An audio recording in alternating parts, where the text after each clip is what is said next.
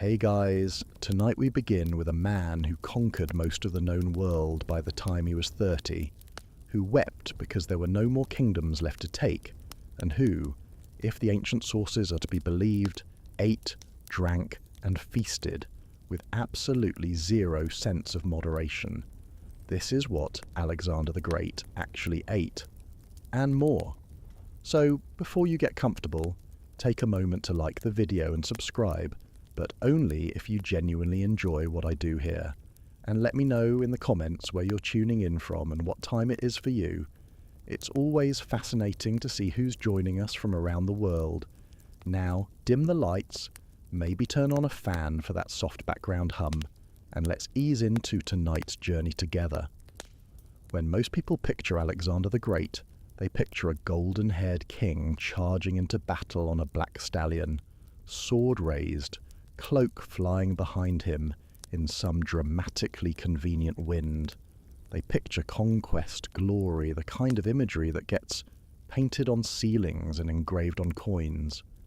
What they don't picture is Alexander hunched over a ceramic bowl of barley porridge at dawn, squinting at a map of Persia, while a servant fans flies away from his breakfast. But that image is just as real, and in many ways, far more interesting. Because what a man eats tells you who he truly is. Not the statues, not the speeches, not the battle formations, the table, the cup, the appetite. And Alexander, as it turns out, had an appetite that matched his ambition in almost every direction. Some nights it was grain and olive oil shared with common soldiers around a campaign fire. Other nights it was a banquet so extravagant it would embarrass a modern billionaire. Alexander was a contradiction wrapped in a linen tunic, a man trained by Aristotle himself to value discipline, moderation, and philosophical virtue, who nonetheless spent his adult life pushing every one of those principles to their absolute limit. His relationship with food was exactly the same, austere when necessary, excessive when possible, and always, always fascinating. The ancient world produced many remarkable figures who left marks on history through war, politics, or philosophy. But few of them also left such a clear and documented mark on what people ate. Alexander's campaigns reshaped the culinary landscape of the ancient world in ways that can still be traced in the kitchens of Europe, the Middle East, and South Asia today. He was, among his many other roles, an accidental but consequential figure in the history of food. This is worth remembering when you reach for the pepper grinder, when you add saffron to a dish, when you taste the sweet-sour combination of fruit and meat in a braised stew. Somewhere, distantly but genuinely, Alexander's table is in that flavour. So tonight, we're going to follow Alexander through his meals, his banquets, his campaigns, and his cups. We're going to see what he actually ate, how his diet changed as he marched further from home, what the ancient world thought a great man should consume, and how the foods of distant civilizations slowly work their way onto his table and into his identity. By the end of this, you will never look at a plate of grapes the same way again. Chapter 1. The Macedonian Table. What Alexander grew up eating. To understand what Alexander ate as a man, you have to understand what he ate as a boy. And that means understanding Macedonia, which in the 4th century BC was considered by the cultured Greeks of Athens and Corinth to be something of a backwater. The Athenians liked to think of themselves as the pinnacle of civilization, with their philosophy and their theatre and their carefully seasoned fish. The Macedonians, by contrast, were seen as rougher, harder, less refined, and in terms of diet, this reputation was not entirely undeserved. The Macedonian highlands were cold, mountainous, and more suitable for raising livestock than growing exotic produce. The people who lived there ate accordingly. Bread was the foundation, but it wasn't the delicate, soft bread of wealthier city-states. It was dense, made from barley or emmer wheat, the kind of bread that filled you up and asked nothing in return. You chewed it, It sat in your stomach like a stone and you went back to work. No complaints were expected or entertained. Barley in particular was the workhorse grain of the ancient world. It grew where wheat struggled. It survived harsh winters, and when ground into porridge, it could sustain an army, which is precisely what it later did. Alexander's soldiers ate barley cakes on campaign so often that the grain became almost synonymous with military life. Macedonian nobles, however, had access to things that common people did not. Philip II, Alexander's father, ran a court that was wealthy, boisterous, and enthusiastic about the finer things, particularly meat and wine. The royal household consumed significant quantities of game. Hunting was not merely a sport in Macedonia, it was a virtue, a mark of masculinity, and practically a political statement. To hunt well was to demonstrate that you were fit to lead. Young Macedonian aristocrats were expected to kill a wild boar before they could recline at the adult men's table. Until that first kill, you ate sitting up like a boy. Once you'd proven yourself in the hunt, you reclined like a man. Alexander killed his boar. Records suggest he was quite enthusiastic about the whole process. The meats that appeared at Macedonian feasts included venison from the hills, wild boar from the forests, hare and birds of various kinds, including partridge and thrush. Domestic animals like sheep and goats also contributed significantly. Lamb was roasted whole over open fires at large gatherings, the fat dripping into the flames, the smell drifting across the entire courtyard. Goat cheese was produced and consumed in abundance, dense and sharp, nothing like the mild supermarket varieties we know today. It was the kind of cheese that announced itself immediately and lingered in the room well after the feast had ended. Fish appeared on Macedonian tables, though Macedonia was not a coastal kingdom in the same way that Athens or Corinth was. Freshwater fish from rivers and lakes were available, and dried or salted fish was traded inland from coastal regions. Preserved fish, particularly from the Black Sea, was a significant commodity throughout the ancient Greek world. Sardines, anchovies, and dried tuna were moved in pottery jars sealed with olive oil or brine, travelling enormous distances. Even at inland courts like Philip's, you could find fish if you had money, and Philip had money. Vegetables were eaten but rarely celebrated. Lentils, chickpeas, and fava beans provided protein. Onions and garlic were omnipresent, appearing in virtually every cooked dish. Leeks were common. Wild greens were gathered seasonally and eaten in soups or alongside bread. Olives were both eaten as food and pressed for their oil, which served as everything from a cooking medium to a lamp fuel to a skin moisturizer. Olive oil was, in the ancient world, what petroleum became in the modern one. It ran through everything. Fruit, when in season, appeared in abundance. Figs were dried and stored for the winter. Sweet and calorie-dense, ideal campaign food. Grapes were eaten fresh and also dried into raisins. Pomegranates were prized both for their flavour and their symbolism. Apples, pears, and quince grew in Macedonia's orchards. Honey was the primary sweetener, drizzled over everything from bread to cheese, and also fermented into mead. Alexander grew up eating honey in a way that we might use sugar today, liberally and without apology. At the Macedonian court, symposia, formal drinking gatherings that combined food, wine, conversation, and philosophical debate, were a central part of aristocratic life. The Greeks had borrowed the symposium tradition from earlier cultures and turned it into an institution. Wine was served diluted with water, because drinking undiluted wine was considered barbaric. There were elaborate ratios debated and followed. 2 parts wine to 3 parts water was considered respectable. Going heavier on the wine was for people who had lost their sense, or people who were Macedonian, which the Athenians sometimes considered the same thing. Philip II was famously fond of drinking, possibly to excess. The stories about him were numerous and entertaining. Whether Alexander inherited this tendency is a question we'll come back to. The symposium, as Alexander grew up experiencing it, was not just about drinking. It was a performance. Entertainers were hired, including musicians who played the olos, a double-piped wind instrument with a sound somewhere between an oboe and a shrill argument. Dancers performed between courses.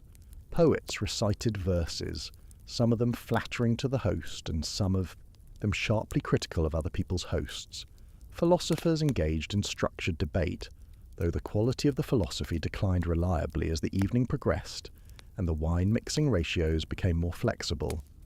Jugglers, acrobats and fire performers appeared at the more extravagant gatherings. The food was the substrate on which the entire social performance rested, but it was never the only point.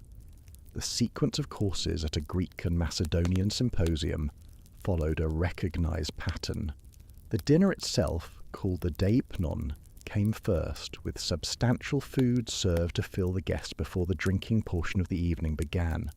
This was followed by a libation to the gods, the formal pouring of a small amount of wine in honor of divine beings, and then the symposium proper, the drinking session, began.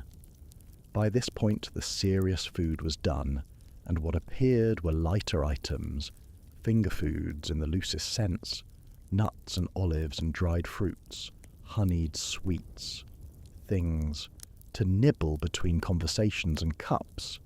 Philip II, according to his ancient biographers, was known for hosting some of the most energetic symposia in the Macedonian world, not always in a flattering sense.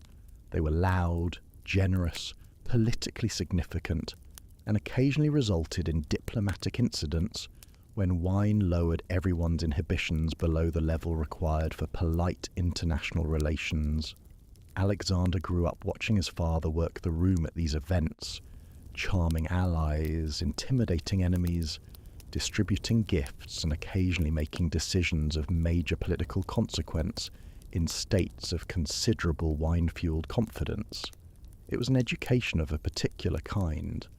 What is clear is that Alexander grew up around a table that was abundant, unapologetic, and very fond of wine. He was also educated by Aristotle from the age of 13, and Aristotle had specific views about food. Moderation, he believed, was a virtue in all things. Excess was the mark of a man, without self-control. Alexander absorbed this lesson, carried it with him, quoted it to others, and then spent the rest of his life arguing with it in practice. Chapter 2. The Education of Appetite. Aristotle's influence on Alexander's relationship with food. There is a wonderful irony in the fact that the man who would go on to host some of the most legendarily excessive banquets in the ancient world was personally tutored by the philosopher most associated with the concept of the golden mean. Aristotle was the intellectual equivalent of a very stern personal trainer. He believed in balance, in reason, in the measured life. He taught Alexander rhetoric, philosophy, medicine, biology, zoology, and the nature of the cosmos. He also apparently tried very hard to teach him restraint. For 3 years, from around 343 BC to 340 BC, Alexander studied under Aristotle at Mieza, a peaceful garden retreat that Philip had arranged for the purpose. It was here, among the colonnaded walkways and the quiet evenings of philosophical discussion, that Alexander developed what would become a lifelong love of knowledge. He reportedly slept with a copy of Homer's Iliad under his pillow, annotated by Aristotle himself, and considered Achilles his personal hero and spiritual ancestor. He was deeply, genuinely intellectual, which makes his later excesses all the more complicated and interesting. Aristotle taught Alexander that the body was a tool and that a wise man used it wisely. Diet mattered, not just for health but for moral clarity. A man who overate was a slave to his appetite. A man who drank to excess was surrendering his reason, the highest faculty he possessed, to something base and animal. These were not abstract philosophical positions. They were, Aristotle believed, practical truths. Alexander internalized them, or at least internalized the language of them, because throughout his life he talked constantly about self-discipline while simultaneously doing exactly as he pleased. One area where Aristotle's influence did genuinely stick was in Alexander's unusual indifference to luxury eating in the early years of his campaigns. Multiple ancient sources, including Plutarch, describe Alexander as remarkably Spartan in his eating habits on the road. He was not, in these accounts, the man lingering over elaborate courses while generals waited outside. He was the man who ate quickly, ate simply, and moved on to the next problem. Bread, dried figs, a handful of olives, perhaps some dried fish or preserved meat. He was capable of eating nothing more than this for days at a stretch while pushing his army across mountains and deserts, and he expected his men to match him. Whether they loved him or cursed him for it depended heavily on the specific day and the specific desert. But Aristotle also instilled in Alexander a deep curiosity about the natural world, and this curiosity extended, fascinatingly, to food. Alexander was not just a conqueror. He was, in a genuine sense, an explorer and a naturalist. He took scientists, botanists, and researchers with him on his campaigns, men who were tasked with cataloguing plants, animals, and agricultural practices encountered along the way. Much of this information was sent back to Aristotle, and some of it inevitably ended up on Alexander's table. The great irony of Alexander's campaigns is that a man trained in philosophical restraint became one of the most significant vectors for culinary exchange in the ancient world, transporting foods, spices, cooking techniques, and agricultural knowledge across thousands of miles, fundamentally reshaping what people in both the East and West ate for centuries to come. There's something almost poetic about it. Aristotle taught Alexander to approach the world with curiosity and reason. Alexander used those tools to conquer the world, and then, somewhat incidentally, he brought everyone's dinner home with him. Time equals 5 seconds greater than Chapter 3. On campaign, the soldier's diet and Alexander's place within it. The moment Alexander crossed into Asia in 334 BC with an army of roughly 40,000 men, the logistical reality of feeding that army became one of the defining challenges of the entire campaign, and it remained so for the next 11 years, across deserts, mountains, rivers, and jungles, through scorching summers and winters cold enough to freeze centuries where they stood. Feeding an ancient army was not a footnote to the campaign. It was the campaign. Every strategic decision Alexander made was shaped, at least in part, by where the food was. The basic Macedonian soldier's diet on campaign was built around a few reliable staples. Barley cakes were fundamental. Barley was ground, mixed with water, and either baked into hard, flat cakes on heated stones or mixed with oil and water into a kind of porridge. It was not delicious. It was not meant to be delicious. It was meant to be portable, non-perishable, and dense enough to keep a man walking all day without collapsing. Greek and Macedonian armies were expected to carry their own grain rations, usually around 10 days' worth at a time, which each soldier bore on his own back or on pack animals attached to the unit. Dried figs and raisins supplemented the grain. Both were lightweight, calorie-dense, and resistant to spoilage, in a way that fresh fruit obviously was not.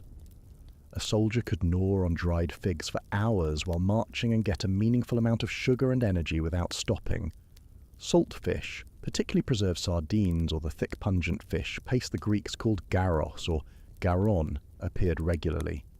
This fish paste was essentially ancient fermented fish sauce, made by layering small fish with salt in ceramic jars and leaving them to liquefy over weeks or months in the sun. The results smelled deeply alarming, but tasted, apparently, of the sea itself, a rich, savoury intensity that made plain grains suddenly interesting. Think of it as the ancient world's most powerful condiment. It was used the way we might use hot sauce today. A few drops of garros on barley porridge transformed a miserable meal into something tolerable. Wine was as much part of the campaign ration as food. Ancient armies drank wine not because they were trying to party, but because water was genuinely dangerous. Rivers, wells, and streams in conquered territories could harbour any number of things that would end a soldier's campaign prematurely and unpleasantly. Wine, particularly diluted wine, was safer because the alcohol content killed at least some of the pathogens. It also helped with morale, sleep, and pain management. Wounded soldiers received stronger doses. The rest got a standard daily ration, diluted with water in the traditional manner, typically served in the evening after the day's march or battle. Olive oil appeared wherever it could be sourced or seized. It was used for cooking, for preserving food, for fuel in lamps, for treating wounds, and for skin conditioning in the extreme heat and cold of various campaign environments. When Alexander's army passed through a region rich in olive groves, as they did repeatedly in Asia Minor and the Levant, it was a minor celebration. Olive oil could be traded, stored, and used for months.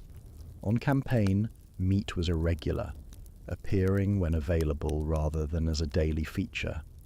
After battles, armies often slaughtered cattle or sheep seized from defeated territories, producing large roast feasts that served both as caloric replenishment and as ritual celebration.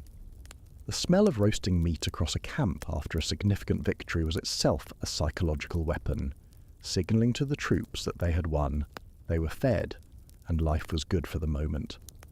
Alexander participated in these feasts and was reportedly a generous host, circulating through the camp and sharing food with ordinary soldiers in a way that, according to Plutarch, made them genuinely love him. He remembered names. He asked about injuries.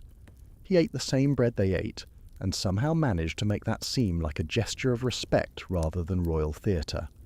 In truth, it was probably both. Alexander was acutely aware of his image. He knew that sharing a meal with common soldiers created loyalty in a way that speeches alone never could. But the ancient sources are consistent enough in describing his personal simplicity during campaigns that it seems to have been genuine as well. He genuinely could eat almost nothing and keep moving. He genuinely did not need luxury to function. This was, admittedly, about to change. But the logistical story goes deeper than the rations in a soldier's pack.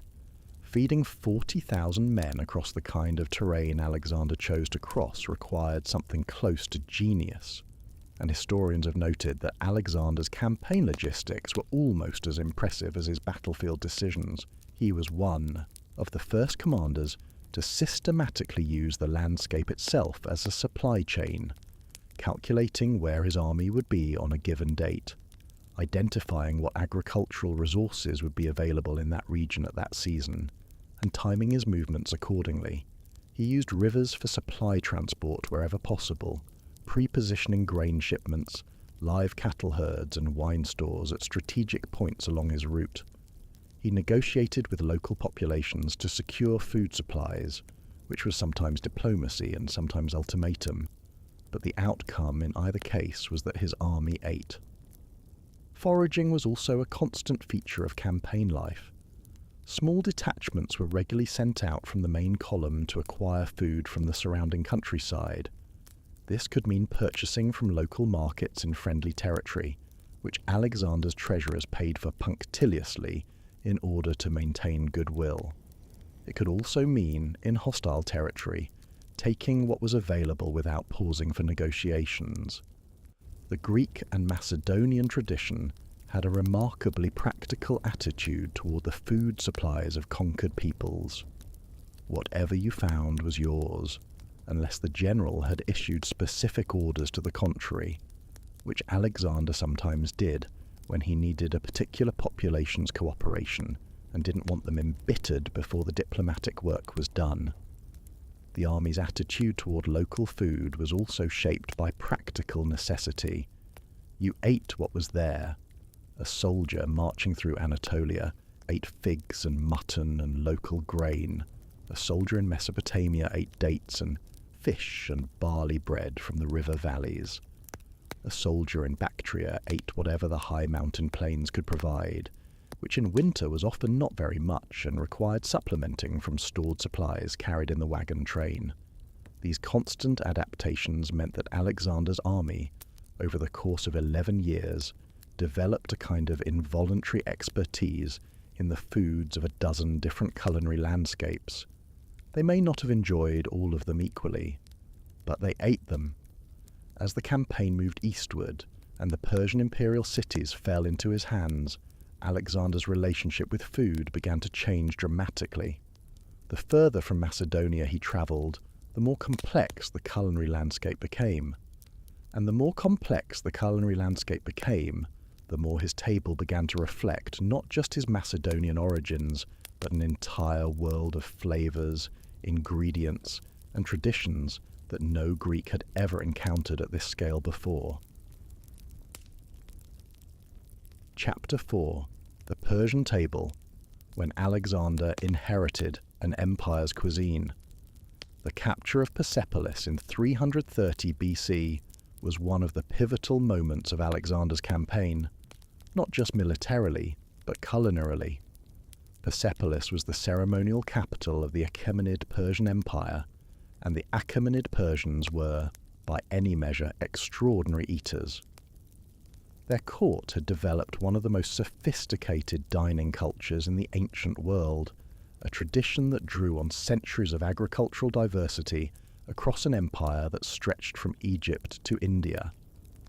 What Alexander found in the Persian royal kitchens was not just food, it was an entire civilization's philosophy of eating, and it made Macedonian cuisine look, by comparison, extremely rustic.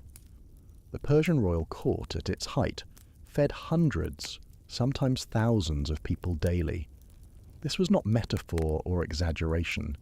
The Persian king maintained what ancient Greek writers described as a staggering provisioning apparatus, with daily rations, recorded in clay tablets discovered at Persepolis that specify quantities of grain, beer, wine, dates, figs, vegetables and meat, distributed to various segments of the court.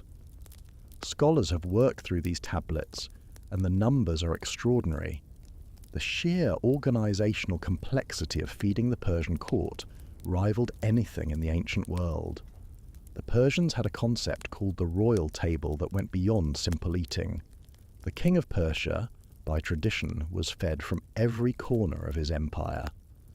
Produce, animals, spices and delicacies arrived at the royal court from every satrapy, every province, every tributary nation.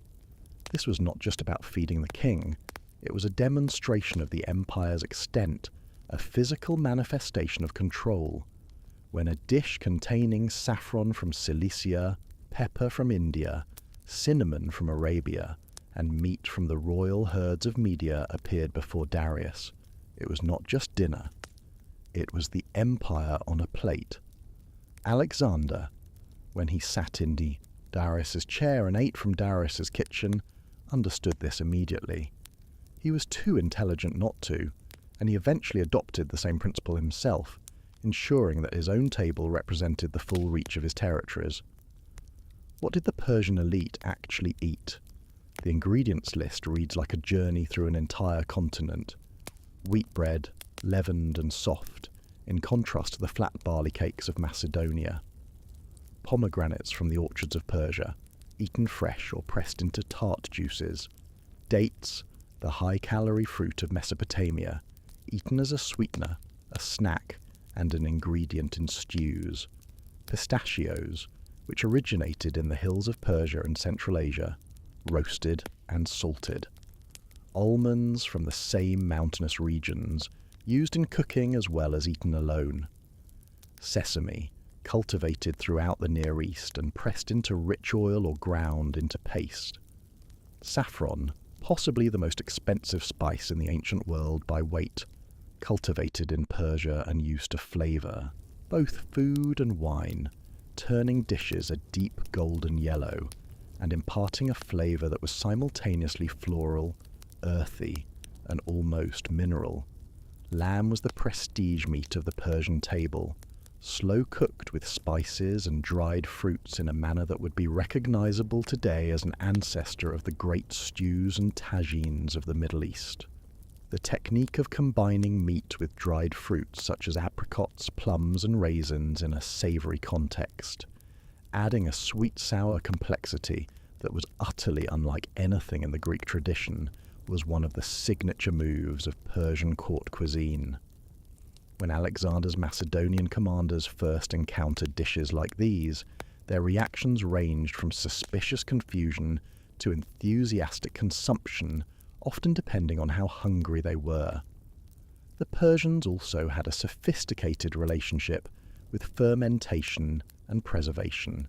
Their wine culture was advanced and varied, with different regional grapes and different styles of preparation. Beer was consumed, particularly in Mesopotamia, where barley beer had been brewed for thousands of years and was practically a staple rather than a luxury.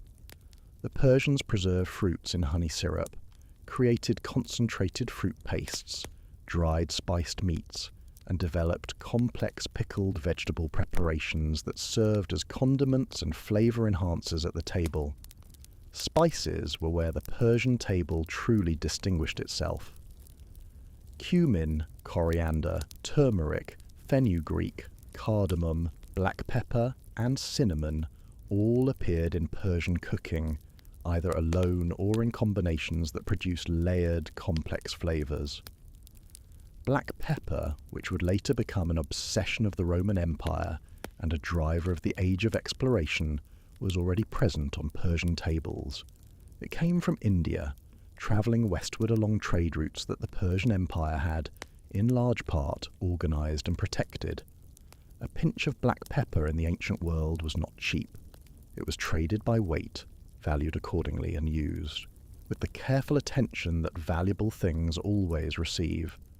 When Alexander moved through these Persian cities and their storehouses opened before him, he encountered ingredients that had no Greek names, prepared in ways that had no Greek parallels. His initial reaction, by some accounts, was the characteristic Macedonian suspicion toward anything that smelled like foreign excess. He reportedly criticised Persian luxury early in the campaign, framing it as a sign of softness in contrast to Macedonian hardness.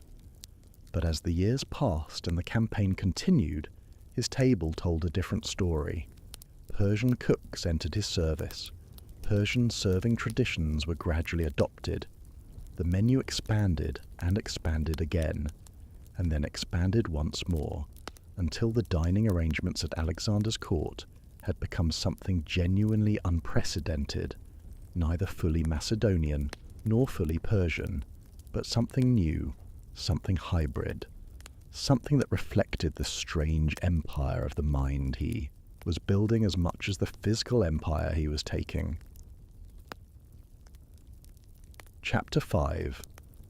Feasting at the edge of the world, banquets, excess, and the political power of the table. Alexander's banquets have their own category in ancient historical writing, and they earned it. As the campaign progressed and his court swelled with Persian aristocrats, Greek intellectuals, Macedonian generals, and representatives from a dozen conquered cultures, the banquets Alexander hosted became events of enormous political significance dressed up as parties.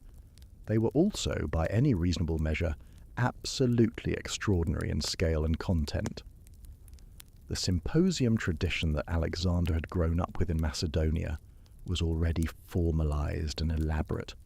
Guests reclined on couches arranged around a central floor space. Food was brought in courses. Wine flowed throughout. Musicians played, poets recited, philosophers argued, jesters performed. this was civilized entertainment by the Greek standard. The Persian tradition he encountered added new layers. Persian royal banquets were theatrical productions with carefully choreographed courses, specific symbolic foods, and an emphasis on demonstrating the king's access to every resource of his vast domain. The message was unmistakable.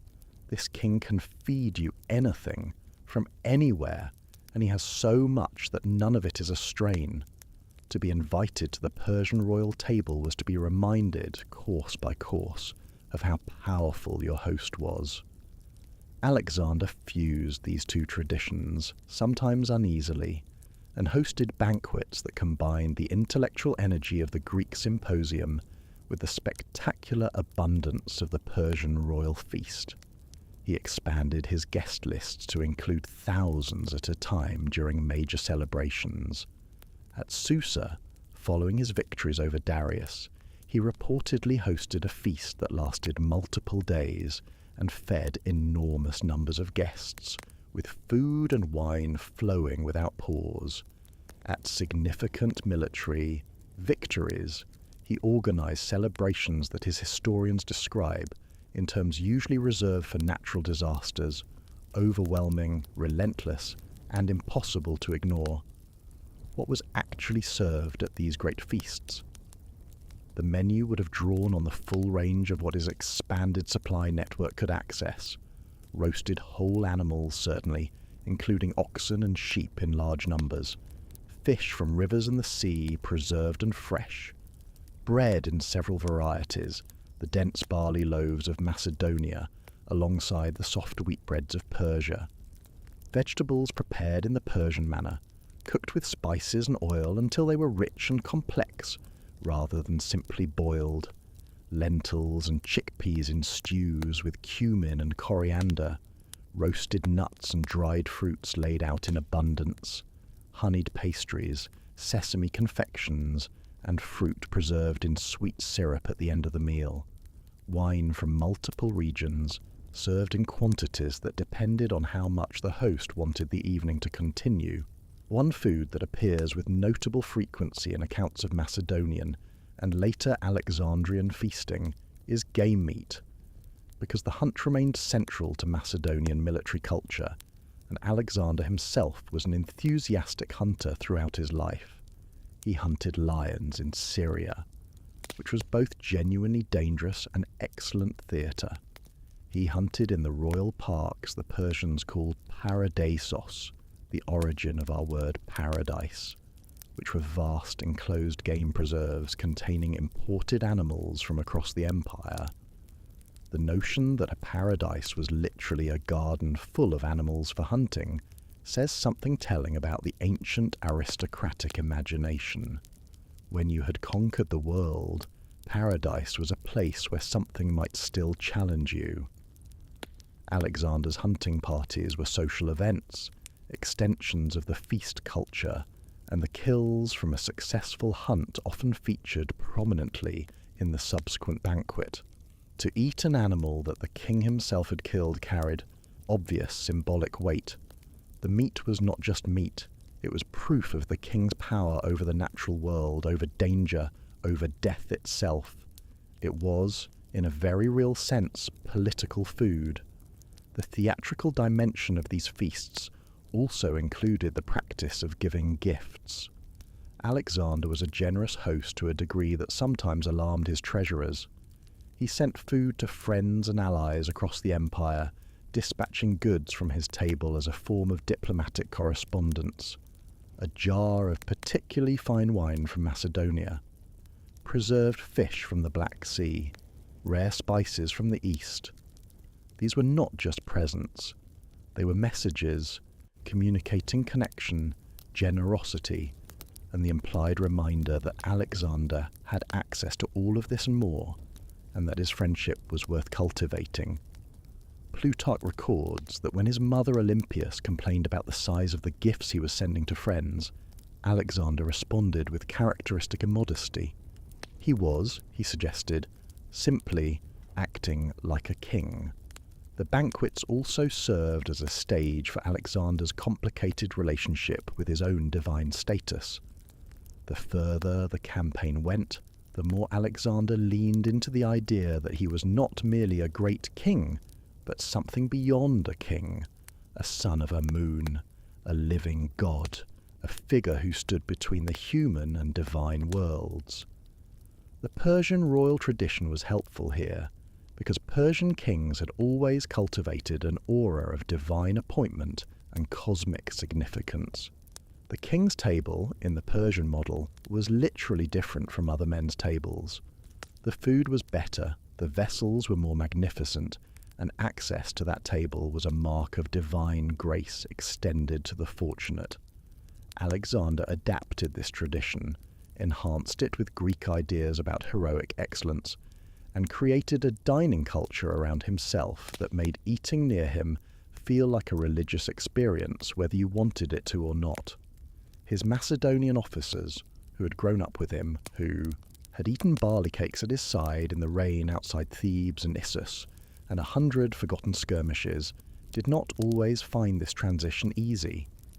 Some of them were genuinely disturbed by the transformation of their childhood friend into something that ate from golden dishes and expected prostration.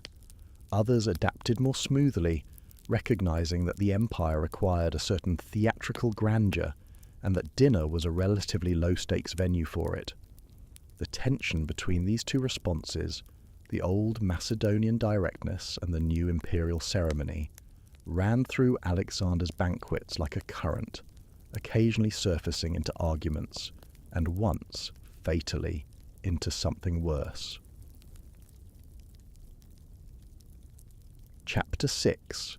The Wines of Alexander, a complicated relationship. No account of what Alexander ate and drank can avoid the question of his wine consumption, because it is one of the most debated and consequential aspects of his personal life. The ancient sources are consistent on one point. Alexander drank wine. They disagree substantially on everything else, including how much, how often, how it affected his behavior, and whether it contributed to his death. What is certain is that wine was woven into every aspect of his world, from the modest campaign ration to the catastrophic night when his closest friend Clytus died. Greek wine in the 4th century BC was not wine as we know it today. Modern wine is typically 12 to 15% alcohol, bottled young or aged, and drunk as is. Ancient Greek wine was frequently very strong, and before serving it was mixed with water in ceramic vessels called craters. The mixing ratios were a matter of serious social and philosophical discussion. Drinking undiluted wine was associated with barbarians, madness, and Scythians, not necessarily in that order. The correct dilution was a sign of civilization. A symposium host who served too strong a mix was failing in his social duties. That said, even diluted ancient wine carried a meaningful alcohol content, and if you drank enough of it, which was entirely possible given that symposia could last many hours, you were going to feel the effects in ways that were noticeable and sometimes recorded by historians. Alexander's wine consumption was shaped by his Macedonian background, where, according to multiple sources, heavy drinking was more accepted and even encouraged than in the more abstemious Greek city-states. Philip II's court was famous for its enthusiastic relationship with wine. Dinners at the Macedonian court were long, loud, and frequently concluded with various participants in states that made walking complicated. Alexander grew up in this culture. He also grew up hearing Aristotle talk about moderation. The tension between these two influences defined his entire adult relationship with alcohol. In the early years of the campaign, multiple sources suggest Alexander drank relatively moderately, at least by Macedonian standards. His campaign journals, portions of which survive in fragments through later writers, describe him eating and drinking simply, rising early, exercising, and attending to administrative business with remarkable efficiency. He had, it seems, the constitution of someone who could drink more than they probably should and still function at a high level the next morning. This is not a virtue, but it is a documented feature. The incident with Clitus in 328 BC changed the narrative permanently. Clitus the Black, one of Alexander's oldest commanders, and the man who had saved his life at the Battle of the Granicus, had grown increasingly frustrated with Alexander's adoption of Persian customs and his claims to divine status. At a banquet in Maracanda, after a significant amount of wine had been consumed by both men, an argument erupted, voices were raised, insults were exchanged, and the situation deteriorated rapidly and catastrophically. Alexander, in a moment of rage, killed Clitus. He then spent the next 3 days in his quarters, refusing to eat or drink, paralyzed by grief and apparently genuine horror at what he had done. The ancient sources frame this event differently depending on their perspective. Some blame the wine entirely, others blame the provocations. The truth is almost certainly somewhere more complicated, involving accumulated stress, grief, political pressure, the weight of 11 years of constant warfare, and yes, a significant amount of undiluted wine at the wrong moment. What it reveals about Alexander is not simply that he drank too much that night, but that beneath the carefully maintained image of the philosopher king, something considerably rawer and more dangerous had always been present, and that his relationship with alcohol gave it an occasional door to walk through. The wines themselves that Alexander consumed came from a remarkable variety of sources as the campaign expanded. Macedonian wine from his homeland was prized and sent on campaign when possible, a taste of home that carried obvious emotional weight. Greek wines from Chios, Lesbos, and Thassos were among the most valued in the ancient world, traded across enormous distances in distinctive amphoras. As he moved into Asia, he encountered the wine traditions of the Levant, where Phoenician winemakers had been producing for centuries. In Persia, local wines were produced from grapes grown in the highlands.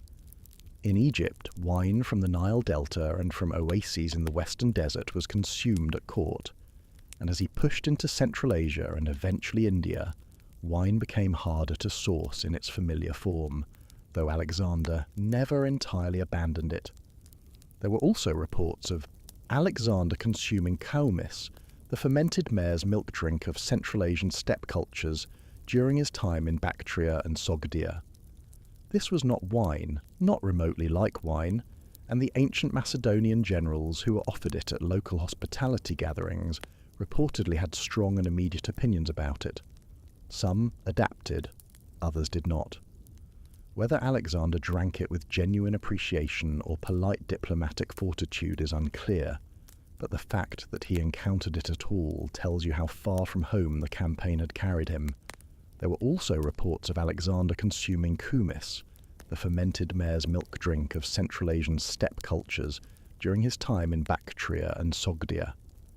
This was not wine, not remotely like wine, and the ancient Macedonian generals who were offered it at local hospitality gatherings reportedly had strong and immediate opinions about it. Some adapted, others did not. Whether Alexander drank it with genuine appreciation or polite diplomatic fortitude is unclear, but the fact that he encountered it at all tells you how far from home the campaign had carried him. One ancient source, the historian Arrian, who drew on eyewitness accounts from Alexander's campaigns, makes an important distinction between Alexander the warrior and Alexander the drinker. The warrior was genuinely abstemious in the field, capable of pushing his body to extremes that amazed men who had been soldiers their entire lives. He slept little, ate little, drank moderately, and kept moving. The drinker appeared at banquets, at celebrations, at the long symposia that followed victories, and in those contexts he was a very different man. This duality was not a mask. both versions of Alexander were real. The discipline was real, and so was its occasional spectacular collapse. There is also the question of what Alexander actually drank, as opposed to how much. The ancient world had no concept of alcoholic strength in the precise sense we understand it today, but they were not unaware that some wines were more powerful than others. The strong, thick wines from certain regions, particularly when drunk with less water than was considered proper, had stronger effects. Alexander, at his most disciplined, drinking diluted wine in the measured style of a man who had absorbed Aristotle's lectures, was fine. Alexander, at a celebration, drinking in the Macedonian style with less dilution and more enthusiasm, was another matter entirely. The difference between these two men was not character, it was water. Chapter 7. Egypt and the Nile, Sacred Foods and Royal Traditions. When Alexander entered Egypt in 332 BC, he was welcomed not as a conqueror but, remarkably, as a liberator. The Egyptians had been under Persian rule for over a century and had found it less than agreeable. Alexander's arrival was greeted with something close to relief, and he responded to this reception with his characteristic political intelligence, presenting himself as a pious king, a son of the gods, and someone who had a great deal of respect for Egyptian traditions, including their food traditions, which were ancient, sophisticated, and deeply symbolic. Egyptian cuisine in the 4th century BC was one of the oldest organized food cultures in the world, built on the extraordinary agricultural productivity of the Nile Delta. The annual flood deposited rich silt along the Nile's banks, creating some of the most fertile farmland anywhere on Earth, and the Egyptians had been farming it methodically and intensively for 3,000 years by the time Alexander arrived. The result was an agricultural abundance that impressed even Greeks who came from comparatively prosperous regions. The Egyptian diet was built on bread and beer to a degree that surpassed even the grain-focused diets of Macedonia and the Greek world. Wheat bread was produced in dozens of varieties, from coarse everyday loaves to fine white breads, sweetened with honey and flavoured with spices, made for temples and wealthy households. Beer was not a luxury in Egypt. It was a staple, produced from emmer wheat and barley, and consumed by workers, priests, farmers, and nobles alike. Egyptian beer was thick, nutritious, and relatively low in alcohol by modern standards. It was drunk through straws that filtered out the grain sediment that accumulated at the bottom of the vessel. The image of an Egyptian worker drinking through a straw is not particularly what most people imagine, but it is historically accurate. Fish from the Nile was central to the Egyptian diet. The river provided catfish, perch, mullet, and tilapia, among many other species. Fish was eaten fresh near the river and dried, salted, or fermented for transport and storage further from the water. Certain species of fish were considered sacred to particular gods and were not eaten, at least not by people who wanted to avoid divine complications. Navigating Egyptian dietary restrictions was somewhat complex if you were new in town and didn't know which fish were off the theological table, so to speak. Vegetables flourished in the rich Nile soil. Onions, garlic, and leeks were grown in enormous quantities. Cucumbers, radishes, and various gourds appeared in the market gardens along the river. Lentils and beans were cultivated widely and formed a major part of the protein supply for the general population. Figs and dates grew in abundance. Grapes were cultivated along the Mediterranean coast and in the Fayum oasis region, producing wine that was considered adequate, if not exceptional, by connoisseur standards. What Alexander specifically ate during his time in Egypt is not recorded in detail, but the nature of his visit, which was as much religious and political as military, means he almost certainly participated in Egyptian ceremonial food traditions. His visit to the Oracle of Amun at the Siwa oasis was one of the most significant events of his life, and such visits involved ritual offerings and ceremonial meals with religious significance. The priests of Amun were lavishly supported by the temple economy, and their hospitality to honoured guests was correspondingly elaborate. Whatever food Alexander ate at Siwa carried the weight of divine encounter, because it was there that the oracle apparently told him something that confirmed his belief in his own divine nature, something he never fully disclosed publicly, but referenced for the rest of his life. In Alexandria, the city he founded at the western edge of the Nile Delta, he laid out plans for what would become one of the greatest cities in the ancient world. He did not live to see it built, but its future food culture would reflect his influence. The cosmopolitan, multicultural character of Alexandria, drawing on Greek, Egyptian, Jewish, Phoenician, and eventually Roman traditions, produced a culinary landscape as sophisticated and mixed as any in the ancient world. In some ways, the city was the edible expression of everything Alexander had attempted politically, a place where different traditions coexisted and slowly merged into something new. In Alexandria, the city he founded at the western edge of the Nile Delta, he laid out plans for what would become one of the greatest cities in the ancient world. He did not live to see it built, but its future food culture would reflect his influence. The cosmopolitan, multicultural character of Alexandria, drawing on Greek, Egyptian, Jewish, Phoenician, and eventually Roman traditions, produced a culinary landscape as sophisticated and mixed as any in the ancient world. In some ways, the city was the edible expression of everything Alexander had attempted politically, a place where different traditions coexisted and slowly merged into something new. One detail about Alexander's time in Egypt that the ancient sources agree on is his behavior at the oracle site of Siwa. He crossed the western desert to reach it, a journey that almost killed his army from thirst and exposure, and his determination to make that crossing regardless of the cost tells you something about what the oracle represented to him. It wasn't purely strategic, it was personal. He wanted to know what the god thought of him. And the desert between Egypt and Siwa was apparently not a deterrent. The food supplies that sustained his army during this desert crossing were carefully pre-positioned, and the ancient sources describe miraculous rain falling to refill the water skins, which was either a genuine meteorological event or a piece of propaganda dressed up as divinity, or possibly both.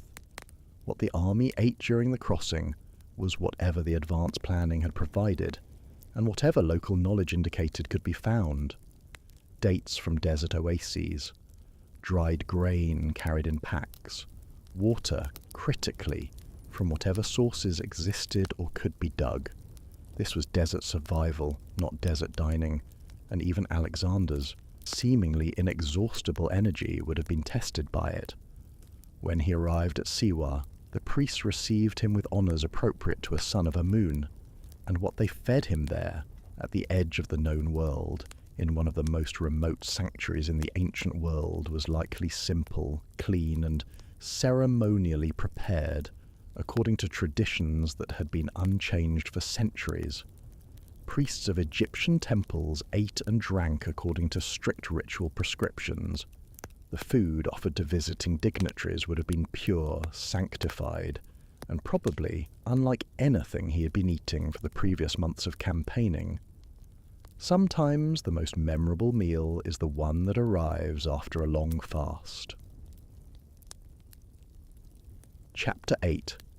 India and the Edge of the Known World. Spices, Elephants, and the Foods Alexander encountered. Last of all the culinary landscapes Alexander crossed, India was the most foreign, the most overwhelming, and the most consequential for the history of food.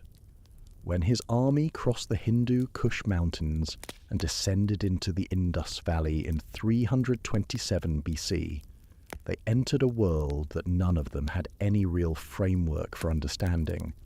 India was not, to the ancient Greek imagination, a fully real place. It was the edge of the world, the land beyond the known, populated in Greek geographical texts with strange creatures, rivers of gold, and philosophical traditions so extreme they made Plato seem casual. What they found was somewhat different from the mythology, though no less astonishing. The subcontinent that Alexander's army encountered was agriculturally extraordinary. The Indus Valley had been cultivating crops for thousands of years, and the range of what grew there staggered observers who had never seen anything like it. Cotton, which the Greeks had not previously encountered, grew in fields that puzzled the army, who had no word for a plant that produced something like wool. Sugarcane grew along the riverbanks, and the sight of men cutting and chewing raw cane, sucking out the sweet juice, was one of the genuinely exotic encounters that Greek writers recorded with fascination.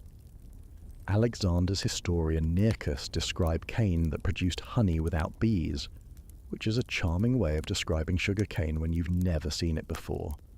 Rice was another revelation.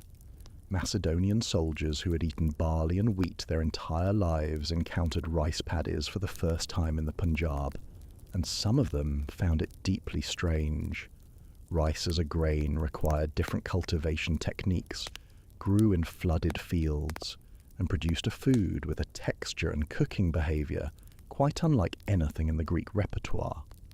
The soldiers reportedly were uncertain what to make of it initially, but given that they were also dealing with monsoon rains, hostile battle elephants, and the general difficulty of being several thousand miles from home, rice cuisine may not have been their primary concern. The spice landscape of India was transformative. Black pepper, which Alexander had encountered in small quantities via the Persian trade network, grew wild in the forests of the subcontinent, and suddenly access to it changed from expensive luxury to abundant local product. Long pepper, which is sharper and more complex than black pepper, and largely disappeared from European cooking after black pepper became widely available, was also present and used extensively.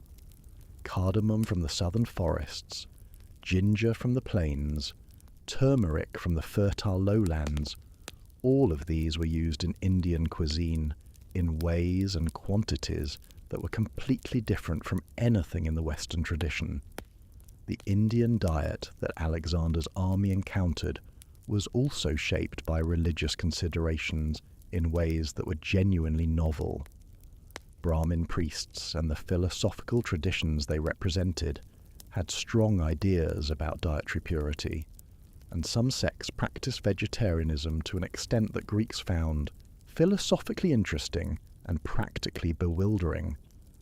The idea that an entire category of person could refrain from eating meat as a matter of spiritual principle, rather than simply because they couldn't afford it, was fascinating to Greek observers. Alexander himself had a famous encounter with a group of Indian philosophers, the gymnosophists or naked sages, who lived in austere simplicity and ate with extreme frugality. He was reportedly genuinely impressed by them, and they by him, in a tense, mutually wary way. Alexander's army in India consumed what they could find, which was varied and not always exactly what they had hoped for. Grain continued to form the base of the diet. Rice appeared more often the further east they went. Tropical fruits that had no Greek names were eaten with varying degrees of caution and enthusiasm. The mango, which grew in the northwest of the subcontinent, was encountered and apparently found agreeable, though the ancient Greek writers didn't have a word for it, and described it with varying degrees of accuracy. Coconuts from the coastal regions, dates from the river valleys, plantains, citrus fruits, and other produce of the tropical lowlands all appeared in the landscape through which the army marched. The cattle culture of India presented a particular awkwardness. Cattle in much of the subcontinent were sacred, and killing them for food was not something that was done without serious consequences. Alexander's army, which had a long tradition of slaughtering cattle for campaign meat, had to navigate this with some care. Relations with local populations were already complicated enough without adding sacred cow incidents to the diplomatic difficulties. What is historically significant about Alexander's Indian campaign, from a culinary standpoint, is not just what his army ate while they were there, but what came back. Plants, seeds, and agricultural knowledge travelled with the army's return journey and with the networks of trade and communication that the campaign established. Pepper and other spices moved more freely westward. Cotton cultivation began moving toward the Mediterranean. Sugar, in the form of cane, entered the Western awareness in a way it had not fully done before. Alexander's campaigns were, among other things, one of the great moments of deliberate and incidental botanical exchange in the ancient world. The cattle culture of India presented a particular awkwardness. Cattle in much of the subcontinent were sacred, and killing them for food was not something that was done without serious consequences. Alexander's army, which had a long tradition of slaughtering cattle for campaign meat, had to navigate this with some care. Relations with local populations were already complicated enough without adding sacred cow incidents to the diplomatic difficulties. There was also the practical challenge of feeding an army in a monsoon. Alexander's campaign in the Punjab happened to coincide with the onset of the seasonal rains, and the ancient sources describe conditions of extraordinary misery, with the army marching through mud that swallowed equipment, flooded camps, and made lighting fires for cooking virtually impossible. Wet soldiers eating cold, damp grain in the driving rain, while battle elephants of the enemy waited on the other side of a flooded river, is the kind of image that makes you understand why, eventually, Alexander's men refused to go any further. They had been marching and fighting for 11 years. They had marched through the Anatolian plateau, crossed the Taurus and Zagros mountains, traversed the Persian deserts, pushed through the Hindu Kush twice, and now they were standing in a monsoon in a country they'd never heard of, looking at another river and another army and another campaign that their general was enthusiastic about, and they were not. They wanted to go home. Alexander wept. They went home anyway. The return journey through the Gadrosian Desert, the coastal desert of what is now southern Pakistan and Iran, was one of the most catastrophic episodes of the entire campaign, and food was at the center of it. Alexander chose the coastal route partly to provision a fleet navigating the Persian Gulf under Nearchus, and partly, it seems, out of a desire to accomplish something that previous conquerors had attempted and failed.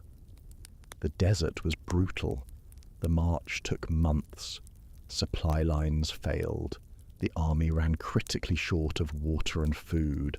Soldiers ate horses, pack animals, and in some cases the supplies meant for the fleet. The ancient sources describe scenes of deprivation and desperate improvisation that are among the darkest in all the accounts of the campaign. Those who survived this march had eaten what they could find, when they could find it, in quantities that were never quite enough. Chapter 9. Food, Power, and Identity. What Alexander's table revealed about his vision for empire. There is a school of historical thought that says you can understand a person's deepest ambitions through their table. What they eat, who they invite to eat with them, how they arrange the seating, what they serve, in what order. All of this communicates things that speeches and official decrees often obscure. By this standard, Alexander's table is one of the most revealing documents of his reign, and what it reveals is complex and sometimes contradictory. Early Alexander, the Macedonian king on campaign, ate simply and shared meals with his soldiers. This was a deliberate statement about identity and leadership. He was one of them, just further forward, just more dangerous. The shared barley cake and the common campfire wine were his way of saying that the distance between king and soldier was smaller than anyone might think, and that he was willing to live as they lived. This was calculated, yes, but it was also, by many accounts, genuine. He had the constitution and the will for it. He actually could eat almost nothing and march as hard as anyone. Middle Alexander, the conqueror of Persia, now administering a vast empire from multiple capitals, began adopting elements of Persian royal dining. The ceremonial banquets grew more elaborate, the guest lists expanded. The food became more complex, drawing on Persian ingredients and preparation methods. Persian nobles appeared at his table alongside Macedonian generals, a seating arrangement that caused significant tension among people who had not signed up to share their dinner with the men they had just defeated. This was also a deliberate statement. Alexander was building an empire that would require Persian cooperation and Persian administrators, and feeding Persian nobles at his table was a way of signalling that their participation was valued and their culture would not be destroyed. It worked politically mostly. Socially, among his own Macedonian officers, it created friction that never fully resolved. Late Alexander, the man who had gone further than any Greek had gone before, and was beginning to talk about campaigns beyond India, had a table that was genuinely unprecedented in the ancient world. It was neither Macedonian, nor Persian, nor Greek.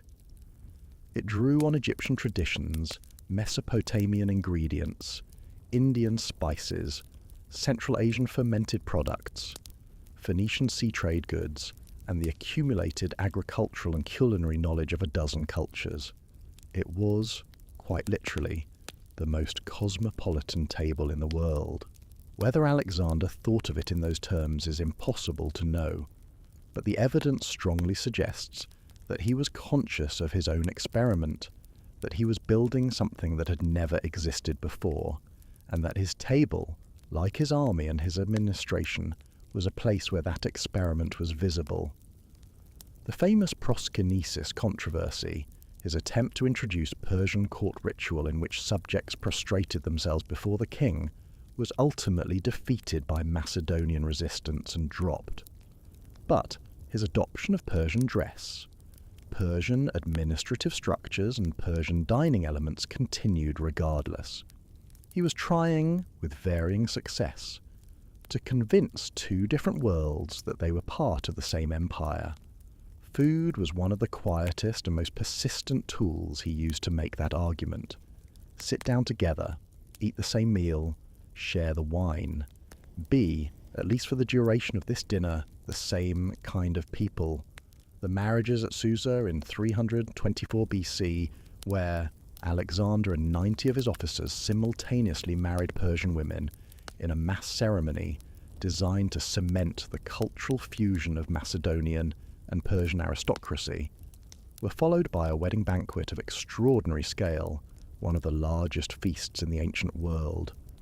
The menu for that banquet is not recorded in any surviving source, which is one of history's minor tragedies, but it would have had to reflect everything the empire had become, a synthesis of East and West, of olive oil and sesame oil, of barley and rice, of honey and saffron, of Macedonian directness and Persian elaboration. Whatever they served, it would have been a meal that had no precedent anywhere. Chapter 10. The Last Banquet. What Alexander ate before he died. Babylon, 323 BC. Alexander had returned from India, which had been the end of his eastward push, the campaign that his army had finally refused to extend further. He was planning new campaigns westward this time toward Arabia and perhaps beyond. His court was in Babylon. His health had been variable for months, and he was by any measure a man who had done more than any individual human being had done before him, and was apparently still not satisfied. The ancient sources describe the final weeks of Alexander's life with a specificity that is both vivid and maddening. Vivid because the details are memorable, maddening because they contradict each other in ways that make the exact sequence of events impossible to reconstruct with confidence. What is generally agreed upon is this: Alexander attended a lengthy banquet at the home of his admiral Nearchus in late May, during which he drank considerable quantities of wine. The next day he was ill. He continued to drink at subsequent dinners, continued to attend parties despite his worsening condition, and within approximately 10 days he was dead at the age of 32. The cause of his death has been debated for over 2,000 years and will probably be debated for 2,000 more.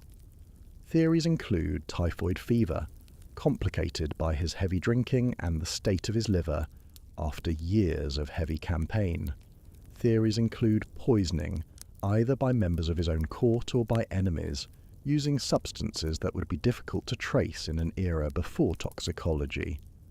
A more recent theory proposed that he suffered from Guillain-Barré syndrome, a neurological condition based on reports that he showed signs of life after being declared dead, which the theorists suggest indicates that he was actually still alive but paralyzed. Ancient Babylon was not optimally equipped for distinguishing paralysis from death. This theory is compelling in its way and deeply unsettling in its implications. The poison theory has attracted particular attention over the centuries, and if Alexander was deliberately poisoned, then what he ate and drank in his final days becomes a matter of historical crime investigation. Strychnine, derived from the nux vomica plant, has been suggested, as its symptoms of progressive muscular weakness, fever, and eventual respiratory failure are not inconsistent with what the ancient sources describe.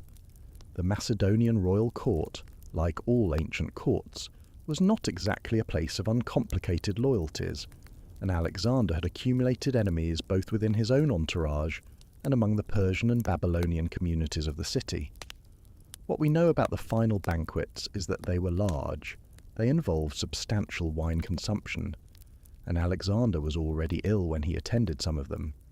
The ancient sources describe him being carried to some of these events, drinking at them anyway, and then being carried back to his quarters. This image of a dying king who would not stop attending his own parties is either heroic or tragic depending on your perspective, and is probably both.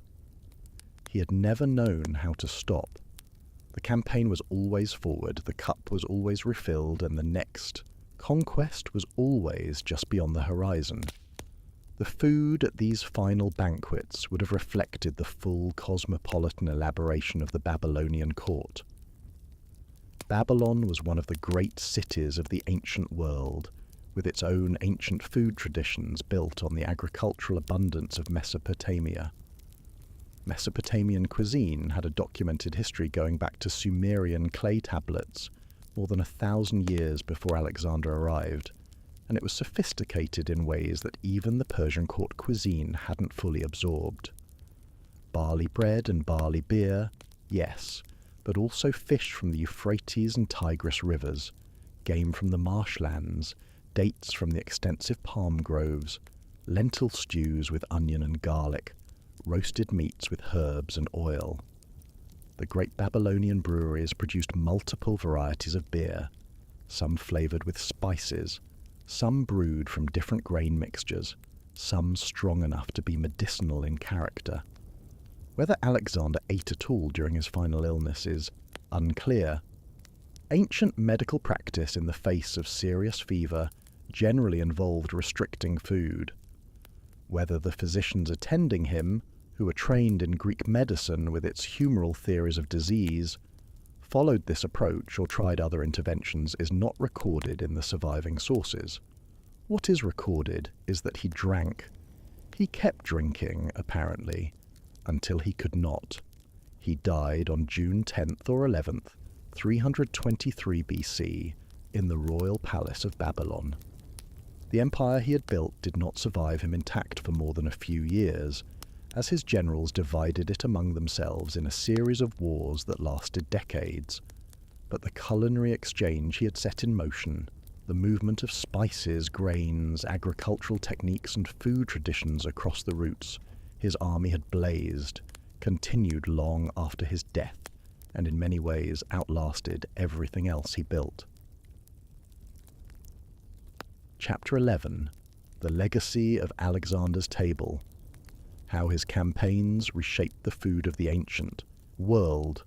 The Hellenistic period that followed Alexander's death, when his former generals carved the empire into successor kingdoms, was one of the most significant eras of cultural exchange in human history, and a substantial amount of that cultural exchange happened through food. The Ptolemies in Egypt, the Seleucids in Persia and the Near East, the Antigonids in Macedonia, all of these successor dynasties maintained Greek-speaking courts in territories that had entirely different local food cultures. The result was a persistent, centuries-long culinary negotiation, as Greek administrators ate local food, as local populations encountered Greek cooking traditions, and as the trade networks that Alexander's campaigns had opened up continued to funnel ingredients across enormous distances. Alexandria under the Ptolemies became the greatest trading city in the ancient world, and its markets reflected this status. Spices from India arrived by sea through the Red Sea ports and overland through Arabia. Grain from the Egyptian hinterland fed a city of hundreds of thousands. Wine from Greece, Anatolia, and the Levant competed in Alexandrian shops.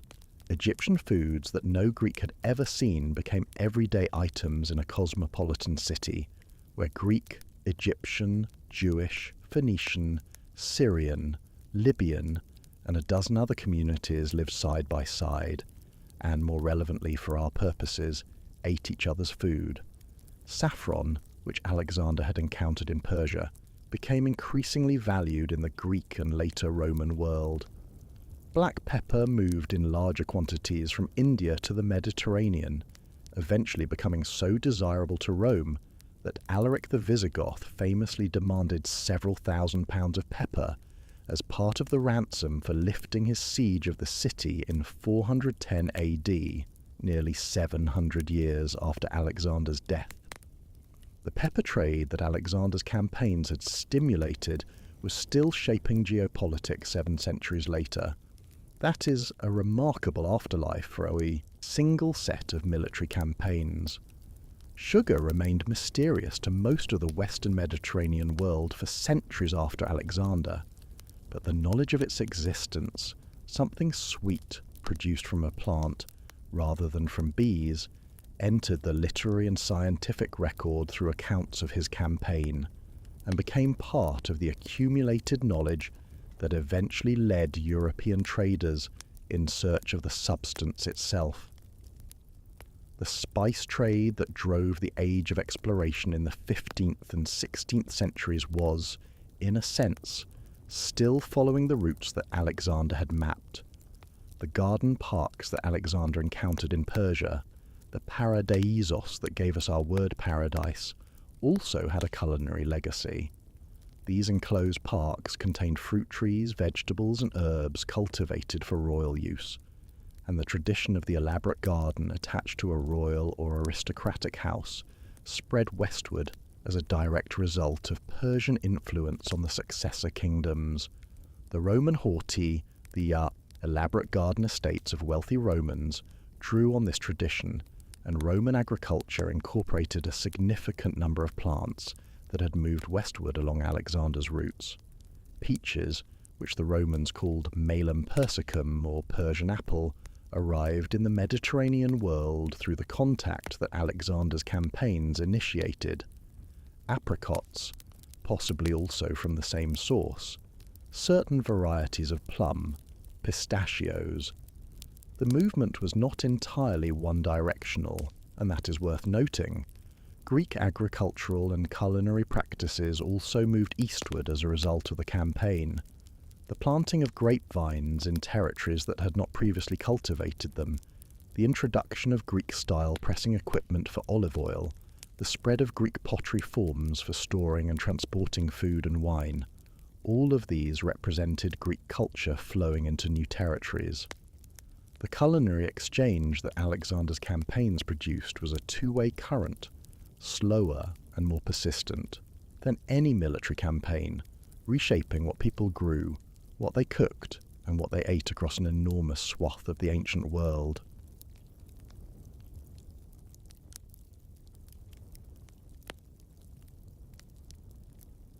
Chapter 12. What Alexander actually tasted. A day at his table reconstructed. Let's bring this to something more immediate. Let's imagine a specific day, late in the campaign, probably in Babylon or Persepolis, when Alexander's table reflected the full range of what his empire had assembled. Not a feast day, not a major banquet, just an ordinary dinner in an extraordinary court. What would you actually have eaten? You would have started with bread, not barley bread, not today. Soft wheat bread, leavened with a starter that the Egyptian bakers in his retinue had brought with them, baked in clay ovens that produced a loaf with a crisp crust and a yielding interior. Olive oil for dipping, good oil from the groves of Syria or the Levant. Alongside the bread, olives themselves, the small, slightly bitter ones common to the eastern Mediterranean, preserved in brine. A bowl of chickpea paste seasoned with cumin and sesame paste, something recognizable today as hummus, although the ancient version would have been less smooth, more textured, more aggressively spiced. Pickled vegetables, strips of turnip and cucumber in sharp vinegar, functioning as the equivalent of a palate cleanser and condiment combined. Then, in a ceramic vessel fragrant with steam, a lamb stew made in the Persian style.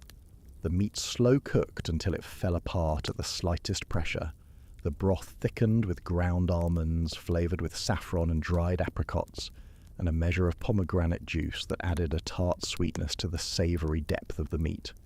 Cumin, coriander, and a small amount of black pepper ground fresh into the pot. Fresh herbs, something resembling parsley or cilantro scattered across the top. This was Persian cuisine at its most confident, a dish that had probably been prepared in some version for centuries in the royal kitchens of the Achaemenid court, now made by a cook who had served Darius and now served Alexander, changing masters without changing techniques. Alongside the stew, rice, cooked in the manner learned from the Eastern campaign, rinsed until the water ran clear, then cooked in a measured amount of broth until each grain was separate and fragrant. For a Macedonian who had grown up eating barley, rice must have seemed almost implausibly delicate, each grain distinct and light, where barley was dense and heavy. Alexander had been eating rice for years by this point, and had presumably developed an opinion about it. The serving vessels themselves were worth noticing. Alexander, who in his early campaigns had made a point of eating from the same simple pottery as his soldiers, now ate from silver and occasionally from gold. Persian royal tableware was legendary for its magnificence, plates and bowls and cups of hammered metal decorated with scenes of hunting and battle, inlaid with semi-precious stones, engraved with inscriptions in languages that spanned the empire. To eat from these vessels was itself a political statement. They had belonged to the Persian king. Now they were on Alexander's table. The food inside them was a fusion of everything the empire had become, but the plates announced, quietly and without ambiguity, who had won. For the wine, a blend that reflected the root of the campaign, a Greek wine from the islands, probably Chian or Lesbian, mixed with water in the traditional manner, served in a large silver cup engraved with the hunt scenes that were such a consistent motif of Macedonian aristocratic art.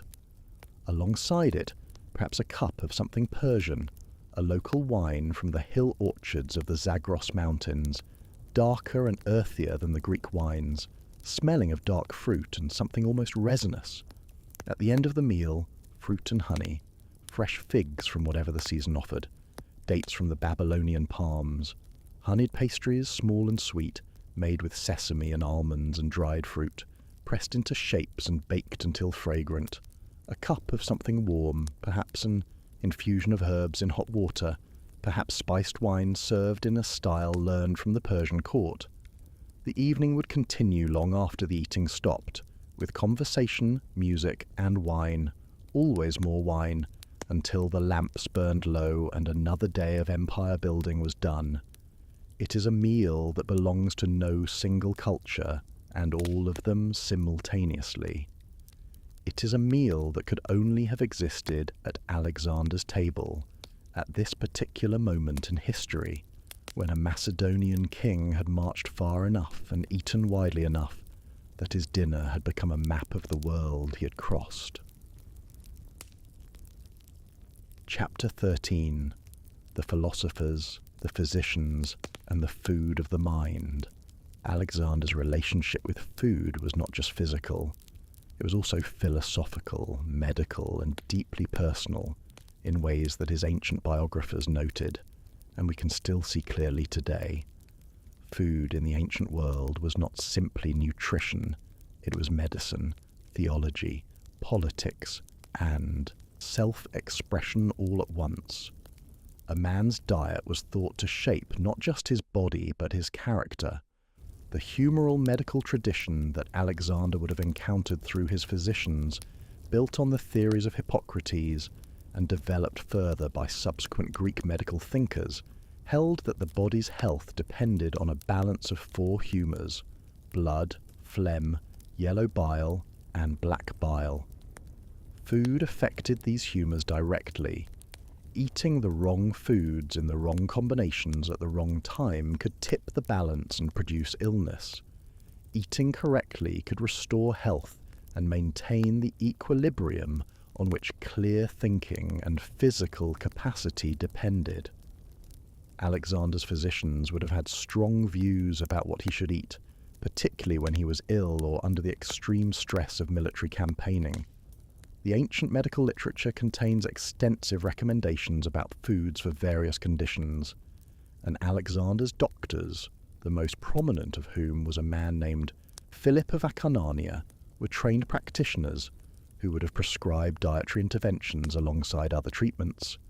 When Alexander was severely wounded on multiple occasions, the treatment would have included not just physical intervention, but specific dietary guidance during recovery, whether broth-based foods to restore strength, restrictions on wine and heavy meats during fever, and the use of specific herbs with recognized medicinal properties.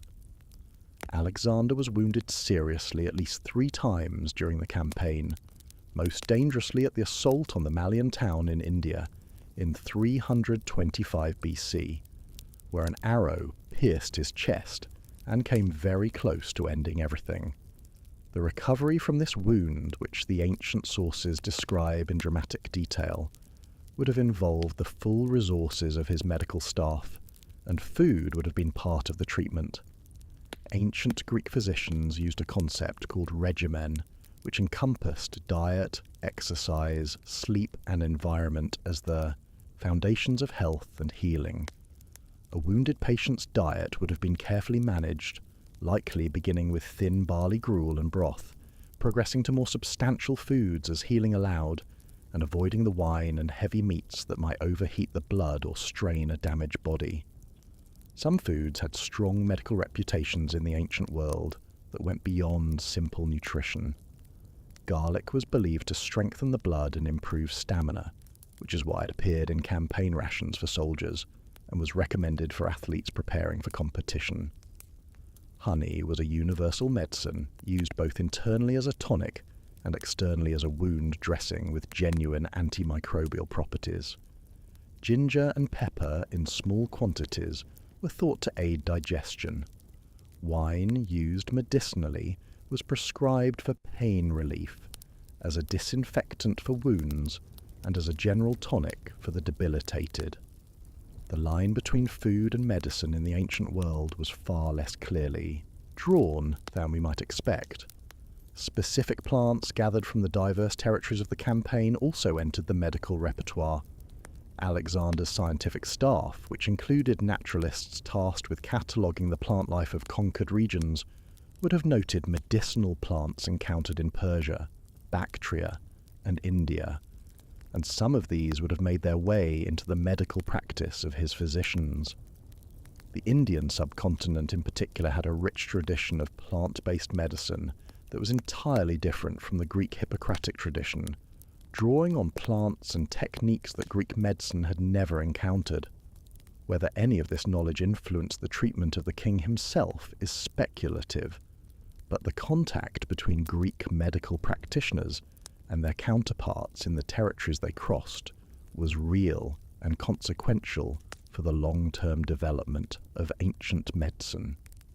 The Indian philosophers Alexander encountered on his campaign, the gymnosophists who lived on roots and wild plants and drank only water, represented an extreme of dietary philosophy that stood in direct contrast to everything his court represented. His curiosity about them was genuine. He sent one of his companions, a man called Onesicritus, to speak with them and report back on their philosophy. One of the Indian sages, Dandamis, apparently told Onesicritus that Alexander was a man of great ability who wasted his gifts on unnecessary conquest. The critique stung. Alexander found their asceticism impressive, but also, given his own nature, probably incomprehensible. The man who had marched this far, eaten this much, drunk this much, and built this much was not built for root vegetables and contemplative silence, but he respected it in the way that a force of nature might respect something entirely unlike itself. One of the gymnosophists named Calanus did agree to accompany Alexander back to Persia, and he lived among the Macedonian court for 2 years, practicing his austere Indian philosophy and eating his simple foods in the midst of the most elaborate court in the ancient world. He was reportedly viewed with fascinated curiosity by the Macedonian and Persian courtiers around him. A man who needed almost nothing in a court where excess was a virtue was a walking philosophical rebuke to everyone around him. When Calanus eventually fell ill and chose to end his own life by immolation, in the traditional Indian manner, Alexander honoured him with a magnificent ceremony. Whatever Calanus thought of Alexander's diet is not recorded, but one imagines he had opinions. Chapter 14. The Foods That Remembered Alexander, How His Campaigns Shaped Culinary History. History remembers Alexander primarily through battles, through the cities that bear his name, through the political structures he created and then watched crumble in the wars of his successors. But food remembered him too, more quietly and more persistently, in the movement of plants across continents and the gradual transformation of what people cooked and ate across an enormous portion of the ancient world. The route that Alexander's campaigns blazed became, in the centuries after his death, one of the most important axes of global trade. The Silk Road, which we associate most strongly with Han Dynasty China and the Roman Empire, followed paths that Alexander's campaigns had demonstrated were traversable. The spice trade that moved along those routes and the Western obsession with pepper, cinnamon, ginger, cardamom, and the dozen other substances that India and Southeast Asia produced, can trace at least part of its origins to the moment when Alexander's soldiers first tasted black pepper, fresh from the plant, and brought the knowledge of it home. The successor kingdoms that Alexander's generals carved out were themselves engines of culinary transmission. The Ptolemies made Alexandria one of the greatest market cities in the ancient world, and the foods that flowed through its docks and storehouses represented every corner of the territories Alexander had crossed. The Seleucids in the Near East maintained the Persian administrative and agricultural infrastructure that had supported the Persian Empire's remarkable culinary diversity, and Greek settlers in their cities encountered and absorbed Persian and Mesopotamian food traditions over generations. Rome, which inherited the political and cultural legacy of the Hellenistic world, also inherited its culinary enthusiasms. Roman cuisine in the 1st century BC and the 1st century AD, with its passion for pepper, its love of fish sauce, its elaborate spiced wines, and its complicated relationship between military simplicity and aristocratic excess, is clearly descended from the Hellenistic culinary culture that Alexander's campaigns helped create. The Roman cookbook of Apicius, dating to roughly the 1st century AD, contains recipes that would not be entirely out of place on Alexander's Babylonian table, with their combinations of sweet and savoury, their use of fish sauce as a universal seasoning, their spiced wine preparations, and their elaborate presentations of meats with complex sauces. It's worth pausing on that fish sauce connection. The Greek garros that Alexander's soldiers carried on campaign became the Latin garum that saturated Roman cooking to the point of obsession. Roman garum was produced in enormous industrial facilities along the coasts of the Mediterranean, the largest of which were in Spain and North Africa, filling amphoras with fermented fish that were then shipped across the empire. Every major Roman dish used it. It was the salt, the umami, the flavour foundation on which Roman cuisine rested. And it descended directly from the ancient Greek fish sauce traditions that Alexander's army carried with them from the very beginning of the campaign. A condiment that fed a Macedonian soldier his simple barley dinner in the Anatolian hills became, 3 centuries later, an industrial product that fed an empire of 60 million people. That is quite a culinary journey. Even further along, the spice routes that Alexander helped open contributed to the eventual development of Islamic cuisine in the medieval period, which drew so heavily on Persian culinary traditions. And Islamic cuisine, in turn, heavily influenced European medieval cooking when the Crusades and the trade networks they generated brought European cooks into contact with pepper, saffron, cinnamon, and ginger in quantities that had not been available to them since the Roman period. You can trace a line, albeit a long and complicated one, from Alexander's saffron-scented lamb stew in Persepolis to the gingered pork pies of medieval England. It is a line with many interruptions and redirections, but the connection is real. What Alexander's campaigns did, at a fundamental level, was demonstrate that the world was bigger and more connected than the Greek world had imagined, and that the foods of distant places were desirable, fascinating, and worth going a very long way to obtain. This is, in a sense, the entire history of the spice trade in a single idea. And it is an idea whose practical demonstration Alexander provided, very literally, by marching through the spice-growing regions of the world and bringing the knowledge of what was there back to the West. Chapter 15. What Alexander teaches us, the man who ate the world. So what do we make of Alexander the Great through the lens of his table? He was a man of genuine contradictions, shaped by the most rigorous philosophical education of his era, trained in moderation and reason, who then spent his adult life building an empire through force, drinking wine in quantities that alarmed even his friends, and hosting banquets so elaborate they strained the resources of the territories he was administering. He ate simply when circumstances required it, with a discipline that his soldiers found inspiring. He ate with extraordinary extravagance when circumstances permitted, with a generosity that his friends found charming and his treasury found alarming. He was, in his relationship with food, exactly what he was in everything else: excessive, intelligent, curious, generous, sometimes dangerously self-indulgent, and always moving forward into territory that no one had mapped before. He was the man who first brought black pepper and saffron and rice into the Western imagination at scale. He was the man who sat at table with Persian nobles and Macedonian generals and Egyptian priests and Indian philosophers, and somehow managed to feed them all at the same time.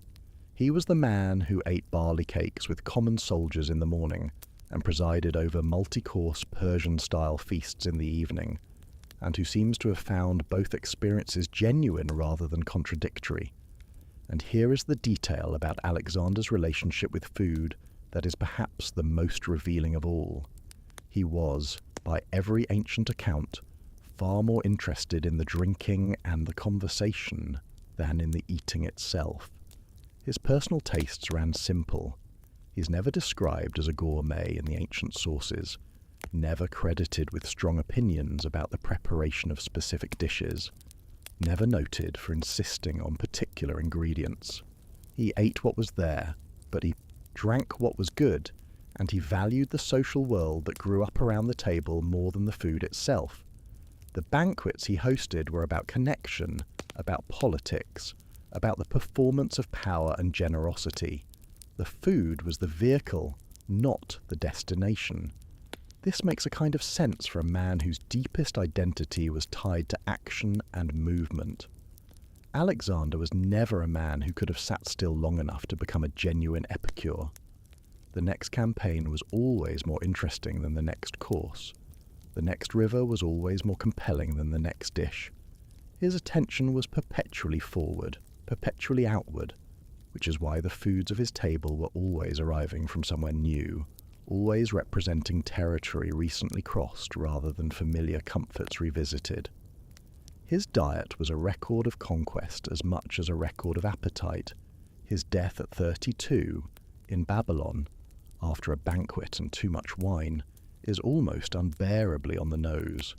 He died the way he lived, in excess, in company, still planning his next campaign, still not satisfied with what he had already accomplished. Whether the wine contributed to his death, whether something he ate was the vehicle for poison, whether disease took him or his own long-strained body simply gave out, we cannot say with certainty. What we can say is that he was a man who had eaten his way across the world, who had brought the foods of a dozen civilizations to his table, who had fed an empire through the sheer logistical genius of keeping 40,000 men supplied and marching through some of the harshest terrain on earth, and who had, in doing all of this, fundamentally changed what the ancient world knew about what was possible. The next time you grind black pepper over your dinner, you're using a spice that travelled from India to the west along routes that Alexander's campaigns helped establish. The next time you eat saffron in a paella or a risotto, you are eating a spice that was prized on his table. The next time you taste the sweet-sour combination of fruit and meat in a slow-cooked stew, you are eating in a tradition that flows from the Persian court cuisine that his campaigns brought into contact with the Western world. The next time you eat rice, remember that it was an alien grain to the men who first encountered it in the Punjab, standing in the rain, looking at enemy elephants and wondering how they had ended up here. The next time you reach for a jar of fish sauce or Worcestershire or any of the dozen savoury condiments that descend from the ancient fermented fish traditions, remember that it fueled an army marching from Macedonia to India and back again. He conquered the earth. He changed what it grew. He changed what we ate. And he did it in 32 years, with barley cakes and olive oil and saffron-scented lamb and far too much wine, marching through kingdoms that had never seen a Macedonian before, and leaving, among all the other things he left, the permanent impression of his appetite on the history of the world. The greatest conqueror in the ancient world was also, incidentally, one of the great accidental food historians. Every step he took added another ingredient to the story of what humanity eats. Every campaign season expanded the culinary map. Every banquet he hosted was a small experiment in whether people from radically different worlds could share a table. Sometimes they could, sometimes they couldn't. But the experiment continued every evening, in city after city, as the empire grew and the menu expanded, and the world got a little smaller and a little more connected around the shared experience of eating together. So dim the lights a little further tonight. Think about what's on your plate, and remember, someone somewhere, a very long time ago, had to cross a mountain range and defeat an empire and eat something completely unfamiliar to put it there. Most of the time that someone was driven by something far more complicated than just hunger, but the hunger never entirely went away. It never does. And the world we eat in today, with its pepper from Southeast Asia, and its saffron from the Middle East, and its rice from the Indian subcontinent, and its lamb stewed with dried fruits in a tradition that flows through Persia, all the way to your dinner table, is in some small but genuine way the world that Alexander helped shape. Not intentionally, not as part of any plan, but as the inevitable consequence of a man who refused to stop moving and could not resist the next horizon. He was, in the end, history's most consequential dinner guest. He showed up, he ate everything, he changed everything, and then he was gone, 32 years old in Babylon, leaving the world reorganized and the menu permanently expanded.